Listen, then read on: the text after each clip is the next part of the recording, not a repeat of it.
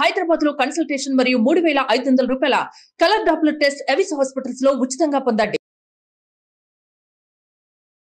నమస్తే రమగారు. నమస్తే జయ. రమగారు, మనం ఏదైనా శుభకార్యాలు మంచి పనులు చేసేటప్పుడు అఖండ దీపాన్ని వెలిగిస్తాం కదండి. మరి దసరాలకు కూడా అఖండ దీపం పెట్టుకుంటారని విన్నా నేను. ఎట్లా పెట్టుకుంటారు ఏంటి? అఖండ దీపం ఈ 9 రోజులు ఉంచుకోవాలా? ఎట్లా ఏ రోజు మొదలు పెట్టాలండి? ఉంచుకోవాలా అంటే నీ విధానాన్ని బట్టి జయ. మనం శుభకార్యాలంటే ఏదైనా సత్యనారాయణ వ్రతం చేసినప్పుడు, గృహప్రవేశం చేసినప్పుడు వెంకటేశ్వర దీపారాధన అని అఖండం పెడతాం. రమగారు, పెళ్లికి కూడా పెళ్లిళ్ళకి ముందు వెలిగించుకుంటాం. పెళ్లిళ్ళల్లో కూడా చెప్తున్నా అదే. ఈ పెళ్లిళ్ళల్లో కూడా ముందే మనం ఇది పెడతాం కదా, గౌరీ పూజకి వాటికి ముందు మొత్తం వివాహ శుభకార్యం మొత్తం అంతా అయ్యే వరకు ఆ దీపం అలాగే ఉజ్వలంగా వెలుగుతూ ఉండాలి. దాన్ని చూసుకుంటూ ఉంటారు. అది కొందరి ఇళ్లలోనే ఉంటుంది, అన్ని చోట్ల ఉండదు. కానీ ఈ వెంకటేశ్వర దీపారాధన చేయటాలు ఇవన్నీ చాలా చోట్ల ఉంటాయి. ఇప్పుడు మనం గణేష్ నవరాత్రులు చేస్తాం కదా, అప్పుడు కూడా ముందుగానే పెట్టుకుంటాం. దీక్షలు పట్టినప్పుడు 9 రోజుల దీక్షగా మనం చేసుకునేటప్పుడు ఈ 9 రోజుల పాటు నిరంతరాయంగా వెలిగే ఒక దీపాన్ని అఖండ దీపము అంటారు. 9 రోజులు పెట్టుకుంటాం. అదేదో చిన్న ప్రమిద కాకుండా పెద్దది వేసి, ఇత్తడి పాత్ర అయినా ఇత్తడి సిబ్బి లాంటి దాంట్లో, లేకపోతే మట్టి మూకుడులోనో ఒక పెద్ద ఒత్తి వేసి బాగా నిండుగా నూనె పోసి ఉంచుకుంటారు. మధ్యాహ్నాలు కూడా అది కొడి కట్టకుండా చూసుకుంటారు.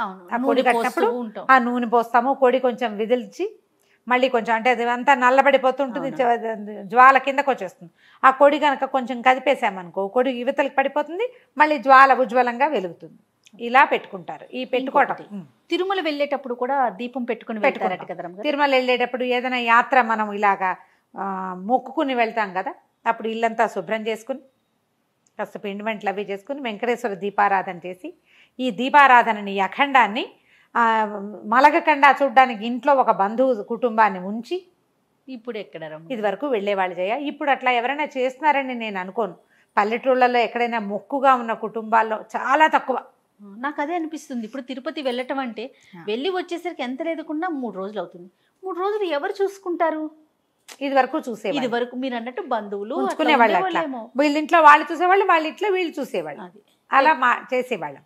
ఈ చేసేటప్పుడు ఏంటంటే ఈ దీపారాధన చేసుకోవడం, మళ్ళీ తిరిగి వచ్చాక అప్పుడు మళ్ళీ అర్చన చేసుకుని ప్రసాదాలు పంచిపెట్టి బోళ్ళంత భోజనాలు పెట్టుకుని సమారాధన చేయటం ఎంత విశేషంగా చేసేవాళ్ళు. అదొక పద్ధతి ప్రకారం. ఇప్పుడు మనం అట్లా చేయలేకపోతున్నాం. ఇప్పుడు అనుకుంటే సాయంత్రం వెళ్ళిపోతున్నాం. ముందస్తుగా మనం ప్రిపేర్ అవటమో చూసుకోవటము ఏమీ లేదు కదా రమ్మగారు. తీర్థయాత్ర అంటే ఇది 6 నెలల ప్రయత్నం, విహారయాత్ర 6 నెలల ప్రయత్నం చేసేవాళ్ళం. ఇప్పుడు ఏముంది, రాత్రి అనుకుంటే తెల్లవారుజామున 3 4 కారు ఎక్కితే వెళ్ళిపోయామే, అంతే. ఫ్లైట్ ఎక్కితే వెళ్ళిపోతాం కదా. ఇదివరకటికి ఇప్పటికీ విధానాలు మారినాయి. అయితే ఇప్పుడు ఈ అఖండాలకి ఏంటంటే, మనం దసరాలో 9 రోజులు అర్చన చేయదలుచుకున్నప్పుడు, మనకి అవకాశం ఉన్నప్పుడు, మన ఇంట్లో ఇప్పుడు మనం ఒక్కళ్ళమే కాకుండా మనం బయటికి వెళ్ళినా ఇంట్లో ఇంకొకళ్ళు ఉండే అవకాశం ఉంటే అఖండం పెట్టుకోవచ్చు. పెట్టుకోవాలి కాదమ్మా, పెట్టుకోవచ్చు. పెట్టుకోవాలన్న నియమం పెట్టుకోవద్దు. అలానే ఉంటే మీకు అలవాటు ఉండి మీ ఇంట్లో పెద్దవాళ్ళు పెట్టేవాళ్ళు, నేను అమ్మో నాకు భయం అని అనుకోవద్దు. ఎవరైనా ఒకళ్ళు ఉంటే సరిపోతుంది, మనమే చేసుకోవచ్చు. అయితే ఈ అఖండ దీపారాధనకి ఏంటంటే, భోజనం చేసిన తర్వాత అప్పుడు కొడి మలపకూడదు, భోజనం చేయకూడదు. దానికి నియమం ఏం చేస్తాము, పగలు ఉపవాసం, రాత్రి భోజనం పెట్టుకున్నాం అనుకోండి, పగలల్లా మనం దీపారాధనని చూసుకుంటూనే ఉంటాం ఈ అఖండాన్ని.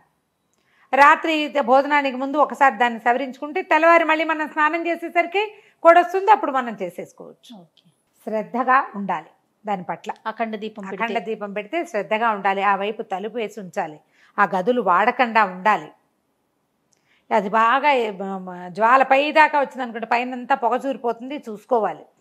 చిట్టి పొట్టి పిల్లలు ఉండకూడదు మన ఇంట్లో.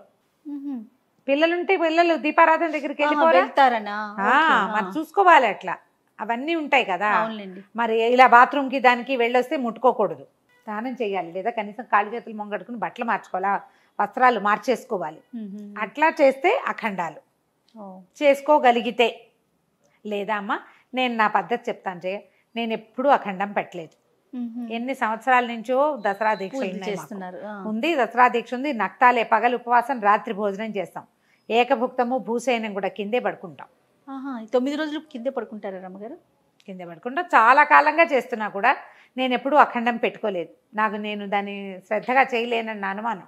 మా అత్తవారింట్లో లేదు కూడా. ఆవిడెప్పుడు మరి తెలియదు నాకు. మీరే శ్రద్ధగా చేయలేదన్న అనుమానంతో పెట్టుకోవట్లేదు. దాన్ని బట్టి ఆలోచించుకోవాలి అందరూ. అంటే నాకు చేత కాదని నా భయం అనమాట. అంటే అదేలే. నేను నా చిన్నతనం నుంచి చూడలేదు, నాకు తెలుసు విషయం తెలుసు, కానీ నేను పెట్టుకోవాలా. నేను 2 పూట్ల దీపారాధన చేస్తాను. నేను పొద్దున్న తెల్లవారుజామున 4కి 4:30కి మా పూజ మొదలైతే 8:30 8:30 అయిపోతుంది పొద్దున.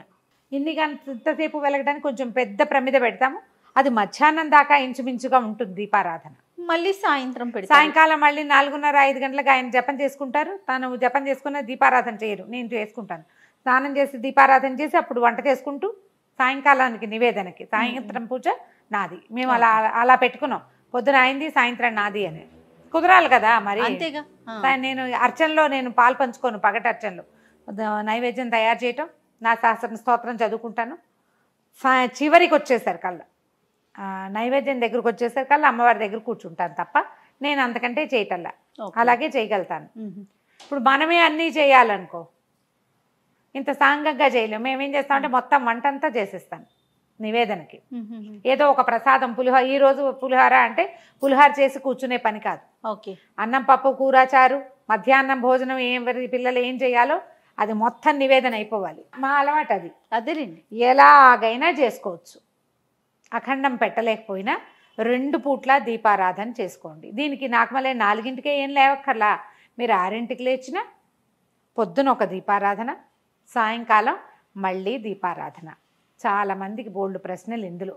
దీపారాధన కుందులు రోజు దోమాలా, 2 పూట్ల వేరే వేరే దీప కుందులు పెట్టాలా అని. ఏ నూనెతో చేసుకోవాలి, ఏ నూనెతో చేసుకోవాలి కొంచెం ఆలోచించి చేసుకోండి అమ్మా. మీ శక్తి అనుసారం.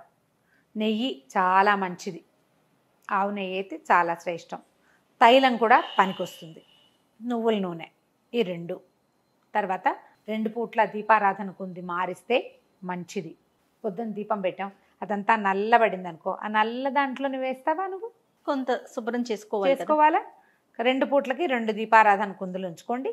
పొద్దుటి కుంది వేరు, సాయంకాలం కుంది వేరు. సాయంకాలం దీంట్లో పెట్టుకుంటాం. ఈ పొద్దుటి దీప కుందిని తోమేసుకోండి. మన ఇంట్లో ఒకటే కుంది ఉంది, అప్పుడు అప్పటికప్పుడు తోమ పెట్టుకోండి. ఇప్పుడు మనం చెప్పుచ్చేదంతా శ్రద్ధ, అంతే అంతే. ఇందులో పనిగా భావించద్దు.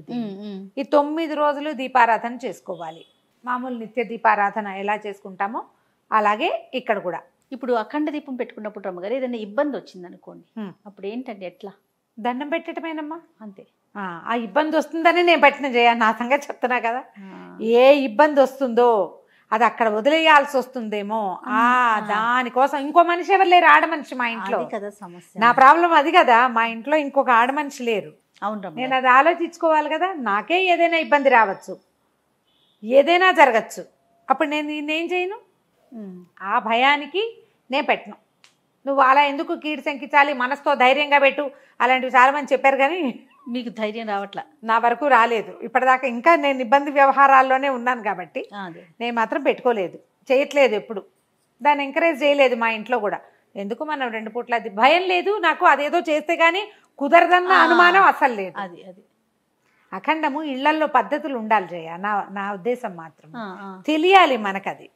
పెట్టేయటం ఏముంది రమ్మగారు, ఒక దీపం, కొంచెం నూనె, ఒక ఒత్తు, అంతే. కానీ దాన్ని మనము శ్రద్ధగా తీసుకెళ్ళొద్దు, 9 రోజులు తీసుకెళ్ళాలి కదా. తీసుకెళ్ళాలి, అది కొంచెం కష్టం కాబట్టి ఇక ఆలోచించుకోండి అమ్మా. కానీ 2 పూట్ల దీపారాధన చేయండి.